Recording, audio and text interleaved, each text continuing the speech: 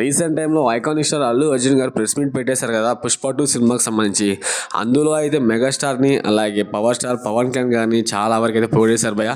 Including special note అని చెప్పేసి పవన్ కళ్యాణ్ గారికి అయితే ఇంకా థ్యాంక్ యూ బాబాయ్ అని చెప్పేశారు. ఇక గుర్తుపెట్టుకొని ఇప్పుడు ఎక్కడైనా సరే వాళ్ళు ఒకటవుతారు. సో ఇక ఆర్మీ సైనికాస్ గుర్తుపెట్టుకొని టికెట్ బుక్ చేసుకొని పుష్ప 2. సో ఇంకా వాళ్ళు ఒకటైపోయారు, మీరు కూడా ఒకటేయడానికి టైం వచ్చేసింది.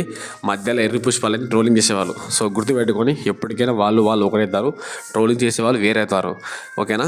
ఇంకా మెగా ఫ్యాన్స్ అలాగే పవర్ స్టార్ గారిని పవన్ కళ్యాణ్ గారు ఫ్యాన్స్ కూడా రెడీ అయినారు.